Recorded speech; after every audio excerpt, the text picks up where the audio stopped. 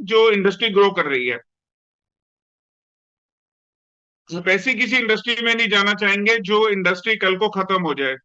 जैसे आप में से कई लोग होंगे जिन्होंने देखा होगा, वो हाथ से घुमाने वाले फोन एक टाइम पे आते थे, आज वो एग्जिस्ट नहीं करते।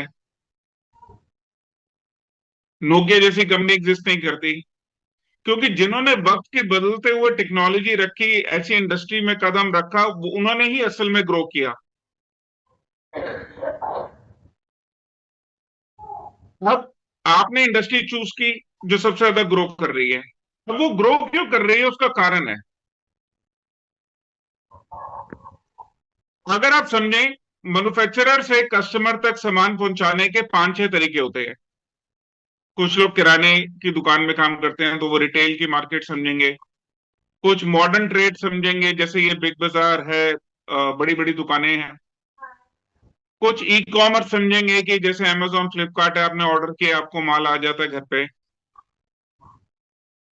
कुछ डी टू सी समझेंगे कि डायरेक्ट टू कंज्यूमर जो ऑनलाइन पोर्टल्स होते हैं वो सप्लाई करते हैं।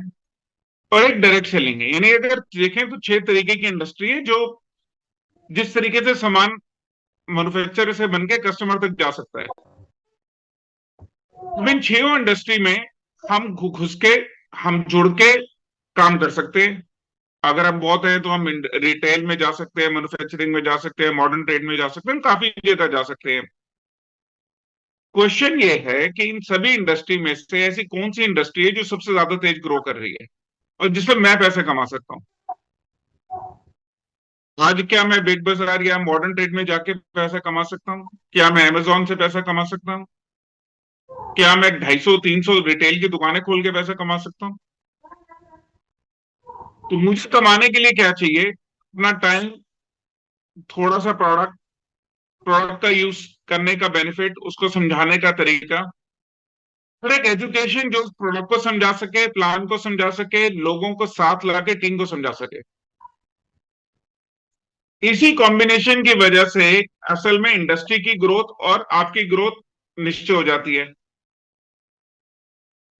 दूसरी बड़ी बात क्या है कि दुनिया में सभी देश जो हैं, जो दो बड़े आप समझें कॉन्टिनेंट, वो हैं यूरोप और अमेरिका है।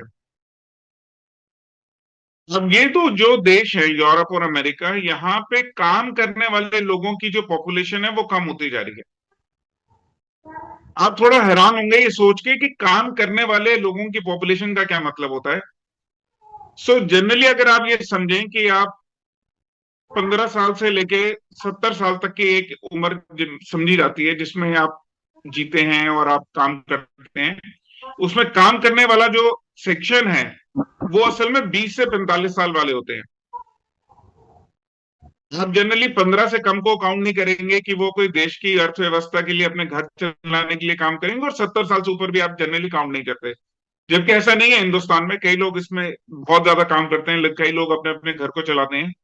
पर जो काम करने वाली जो जनसंख्या है उसको इस एज में माना जाता है। वो प्रॉब्लम ग्लोबली क्या होना शुरू हो गया कि यूरोप में और अमेरिका में वो जो पॉपुलेशन है वो कम होती जा रही है, इंडिया में वो पॉपुलेशन बढ़ती जा रही है। फायदा ये है कि बहुत सारे लोग हैं जो काम करना चाहते हैं, लेकिन प्रॉब्लम ये है कि उनके पास काम नहीं है। अब सरकारें तो इतना सारा काम क्रिएट नहीं करके दे सकती कि वो हर एक को एक रोजगार गारंटी करे, वो गारंटी करे कि हाँ जी सबको एम्प्लॉयमेंट मिलेगा, सबके लिए फैक्ट्री लगेगी। तो यानी कि एक तो 150 करोड़ की पॉपुलेशन चल रही है, ऊपर से काम करने वालों की पॉपुलेशन बढ़ रही है, अब काम करने के ऑप्शन कम है। इसलिए अगर आपका दूसरा जो क्वेश्चन है ना कि डायरेक्ट सेलिंग में आप अपना कितना फ्यूचर बना सकते हैं, तो ये समझिए कि सबसे लो कॉस्ट बिजनेस को शुरू करने का तरीका है ये डायरेक्ट सेलिंग। बाकी फिर आपके सपनों में कितनी हिम्मत है वो डिसाइड होता है। फिर जिसके जितने बड़े सपने हैं वो उतने बड़ा उसमें काम कर लेता है, उतनी ज्यादा मेहनत करता है। भारत सरकार डायरेक्ट सेलिंग को एक अच्छी इंडस्ट्री के रूप में लाने के लिए काफी कुछ स्टेप्स उठाती है। जो सेंटर है उन्होंने अपना लॉ बनाया है जिसके अंदर हम सभी काम करते हैं, जिसको कंज्यूमर प्रोटेक्शन एक्ट कहा जाता है। उसके बाद सभी जो राज्य हैं, वेस्ट बंगाल है, आंध्रा है, केरल है, वो अपने अपने लॉज बना रहे हैं ताकि आप और इफेक्टिवली वहां पे काम कर सकें। आसपास की जो देश हैं, चाहे वो नेपाल है, चाहे वो बांग्लादेश है, चाहे मलेशिया है, वो सब भी एक ऐसे इन्वायरमेंट, एक ऐसा इकोसिस्टम क्रिएट कर रहे हैं कि अगर आप चाहें तो आप इंटरनेशनल भी काम कर सकते हैं। सोच सिर्फ आपकी है कि आप इस बिजनेस को कितना बड़ा करना चाहते हैं। सरकार आपके साथ है, वो चाहते हैं कि ठीक चीज ठीक तरीके से लोगों को दी जाए। अब आपके ऊपर है कि आप कितना सीख के कितना बड़ा बिजनेस कर सकते हैं और कितनी जल्दी अपने सपनों को पूरा कर सकते हैं।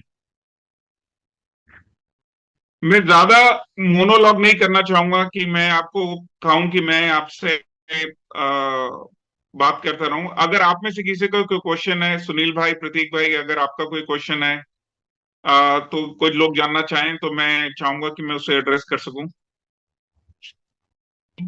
नहीं सर, ये बहुत बढ़िया बात आपने बोली। लोगों का एक बहुत बड़ा क्वेश्चन ये होता था राहुल सर कि कैरियर, और आपने अभी जो दो बातें बताई उससे स्पष्ट हो जाता है कि हमारा कैरियर बहुत ब्राइट है।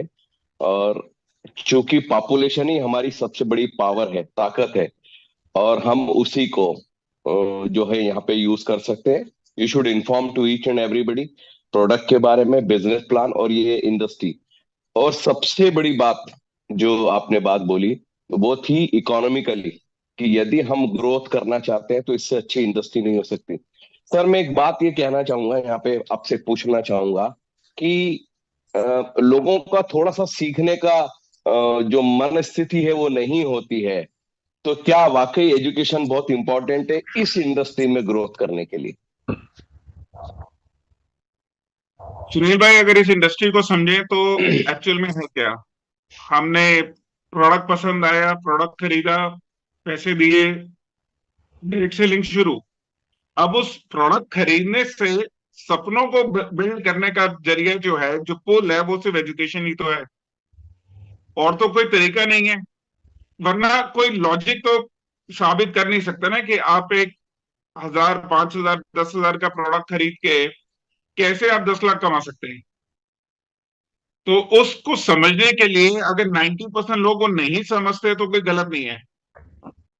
उसको समझ में आने के लिए तो आपको ये समझना ही पड़ेगा कि कुछ तो सीखने की जरूरत है, कुछ जानने की जरूरत है, किसी को गुरु बनाने की जरूरत है।